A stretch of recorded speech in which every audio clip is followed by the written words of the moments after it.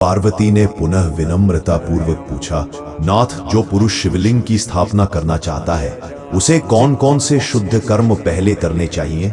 उसका कौन सा आचरण, कौन सा स्थान और कौन सी भावना उसके कार्य को सफल बनाती है? शिवजी ने उत्तर दिया, हे देवी, शिवलिंग की स्थापना कोई साधारण कार्य नहीं, यह आत्मा को ब्रह्म से जोड़ने वाला सेतु है। जो पुरुष यह शुभ कार्य करना चाहता है उसे पहले अपने मन, शरीर और स्थान को तीनों को शुद्ध करना चाहिए। यही त्रिविध शुद्धि उसे योग्य बनाती है। शिव बोले, स्थापना से पूर्व की आवश्यक बातें।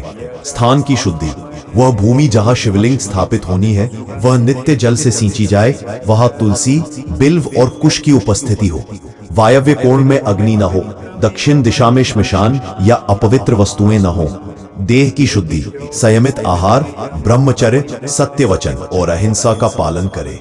दिन में स्नान कर स्वच्छ वस्त्र धारण करे तथा अपने हृदय को क्रोध, लोभ और मोह से शुद्ध करे। मन की शुद्धि, वह पुरुष जो अभिमान छोड़कर भक्ति भाव से सन्नद्ध हो, हृदय में शिव का निवास समझकर शिवलिंग, वही इस पुण्य का अधिकारी है। शिव बोले, हे देवी, सच्चा शिव भक्त वही है जो लिंग को केवल पत्थर नहीं मानता बल्कि उसमें स्वयं शिव का साक्षात रूप देखता है। स्थापना करते समय यह भावना हो, हे शिव, मैं तुम्हें नहीं स्थापित कर रहा बल्कि तुम ही मेरे हृदय में प्रकट हो रहे हो।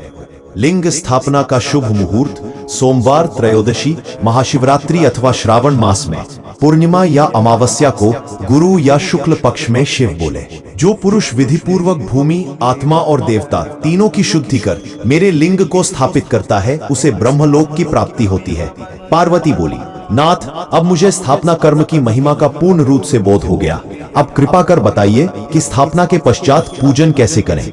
शिव मुस्कुराए और बोले, हे भवानी, अगले अध्याय में मैं पूजा की संपूर्ण विधि बताऊंगा।